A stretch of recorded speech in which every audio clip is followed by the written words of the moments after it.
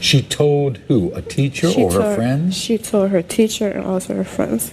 That she was going to go with her uncle. She was going to go talk to her uncle, and she was going to return back, and she never did.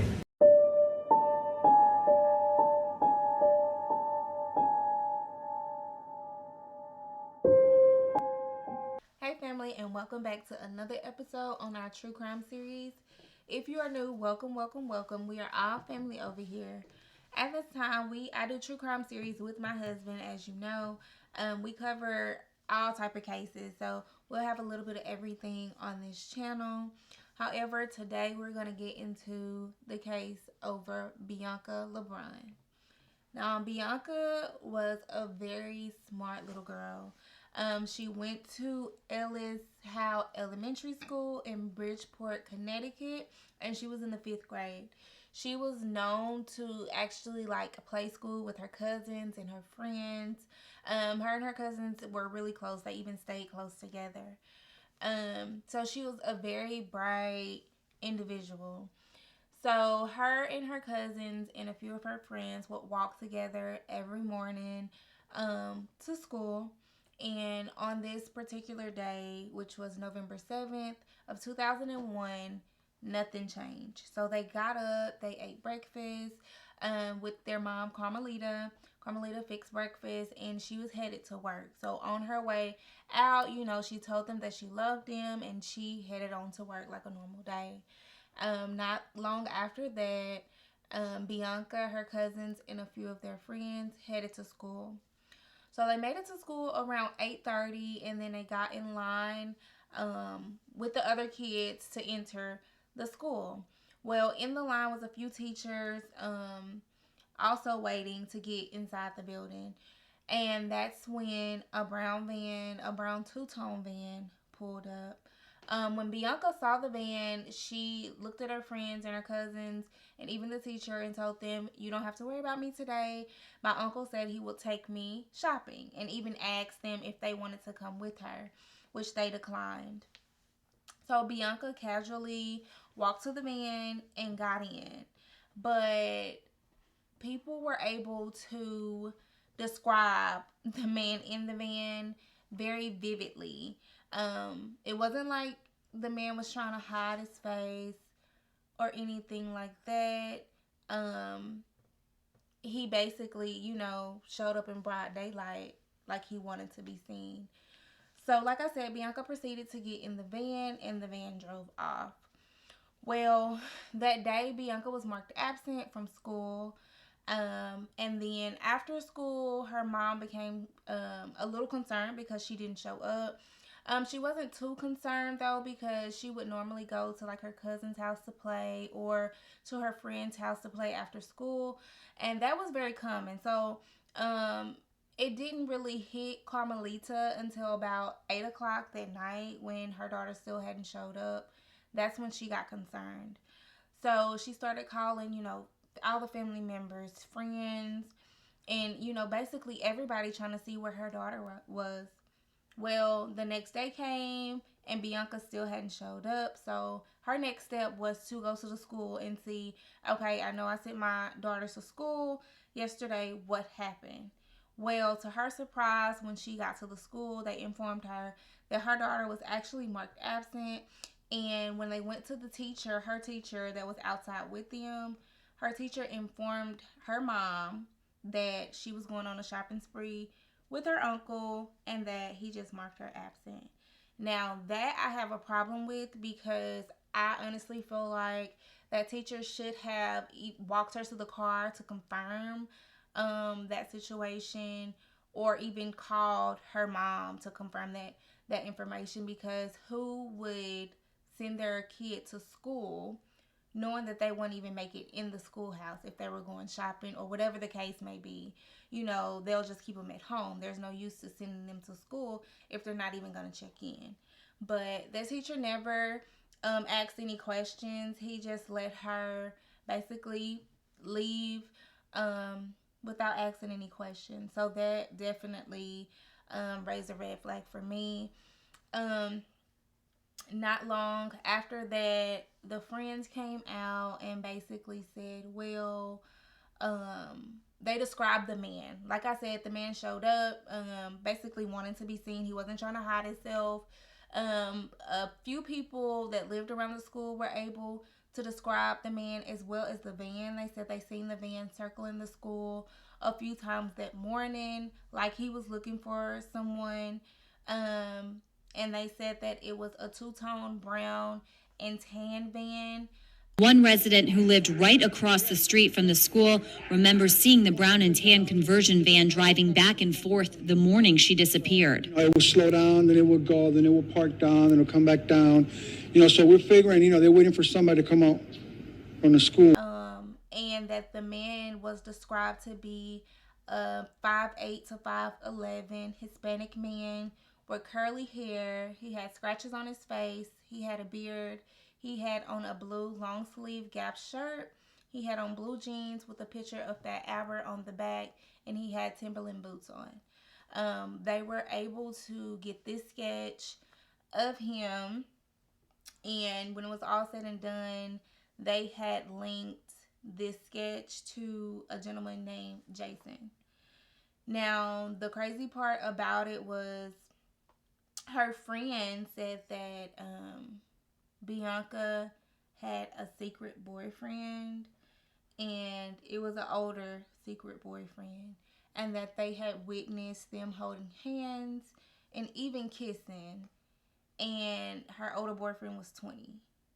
So that alone just turned my stomach, because I'm like, how could anybody see this and not say anything about it? Because she's 10 and he's 20.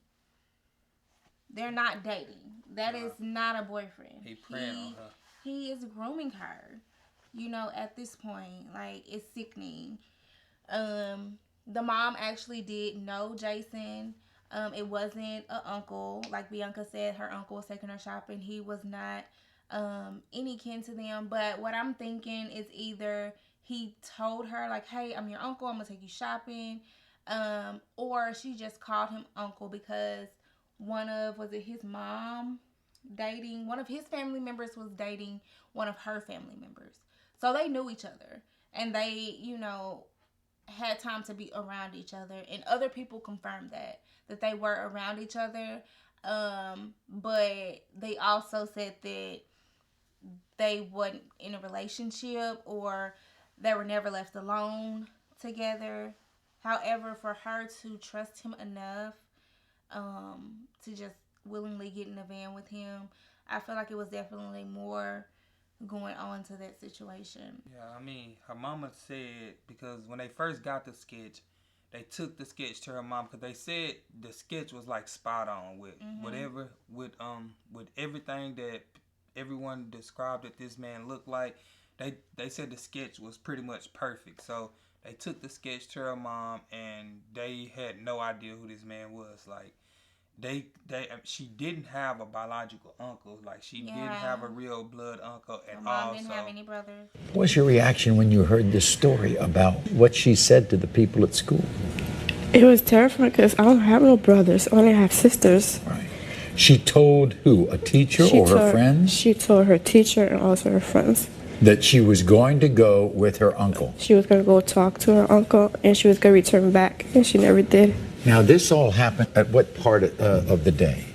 In the morning, around 8:30, 8:40 in the morning, before going into school. She was out at school? She was at school. She had gotten to school. She was in the yard, in the schoolyard? Actually, she was with her teacher in line ready to go in, and he let her go when she said that. So you didn't know from the morning when she got to school until 5 o'clock. You just assumed she was in school. Exactly.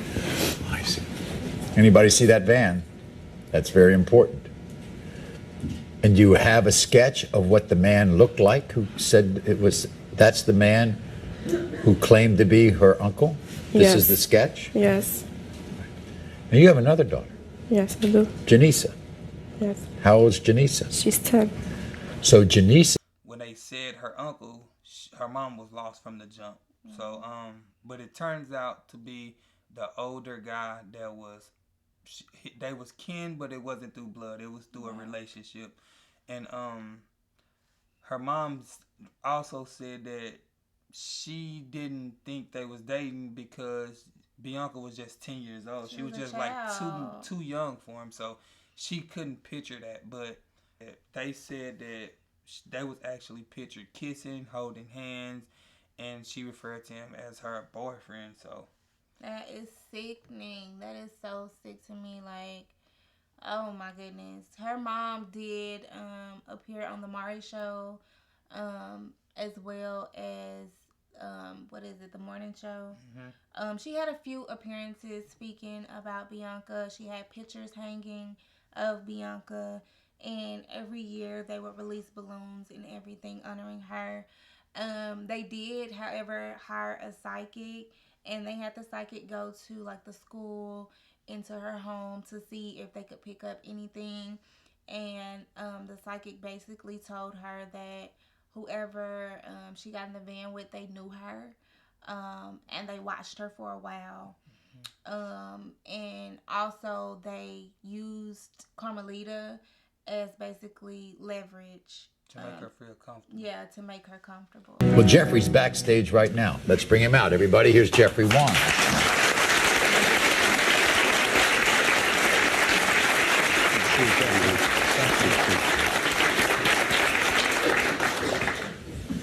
So, One way or another, is Carmelita going to get closure? I think most definitely coming up that this is going to get resolved. Okay. Now, your other daughter, Janissa, is now 10. That's the age that Bianca was when she went missing. And Janissa wanted to be here, wanted to come out and plead for any information, and here she is, Janissa.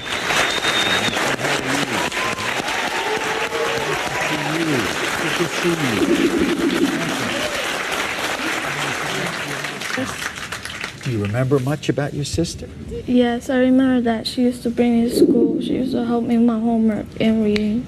You wanted to be here today with your mom to talk about Bianca. Why is it so important for you to be? It's important for me to be here because Bianca belongs with us and not with anybody else. Bianca Lebron went missing on November 7th, 2001. If you or anybody you know has any information that might bring Bianca home to her family, please call 1-800-THE-LOST. That's 1-800-843-5678. And hopefully this is going to be of some help. All righty? Okay? Yes. Because they said LeBron was very smart. She wouldn't have skipped school because she loved school so much. That was one thing that she always wanted to go to school. So that was suspicious. So whoever this guy was, she had to know him, and he had to make her feel comfortable enough to miss school with her. Right. So with him. So that was, it's crazy. The psychic said that he made her feel comfortable, and he believed that she used her mom's name, and that kind of makes sense with, you know what I'm saying, with her saying, I'm going with my uncle and he's taking me on a shopping spree. And her mom also said that they stayed close to a mall. It was a mall nearby that she loved shopping at. So it kind of make a lot of sense on how this whole thing is put together. He knew that she loved shopping because he was basically kin to her through a relationship. So they was around each other. He knew she liked shopping. So him saying, hey, I'll take you shopping, it kind of go hand in hand with the reason why she would skip school, on top of him making her comfortable, saying, hey, I'm going to pick you up from school and take you shopping. One thing that I'm glad about is that she invited some of her other friends and they declined to go. That's actually, ain't nothing good about this, but that's, if you're trying to find something good, it's like, okay, I'm glad 3 other kids didn't go, because they was actually some of the ones that was very helpful to this case on describing this man, telling the people that she had an older boyfriend. So that was one good thing about Vital it. information came from them. So it's very sad. Bianca is still missing. As of today, she would have been 31. So they're still, if nothing else, they just want to know what happened to her, and they want to know who did this to her. They really just want justice, but what family wouldn't, you know what I mean? It's definitely a sad case, And I hope that her family, gets justice or at least get answers to what happened to Bianca. I know I forgot the detective name that's on the case, but he said he's following up with every lead, big or small. So if there's anyone out there with information about Bianca, you can still call this information in and tip the detective off. We'll have all the information down below.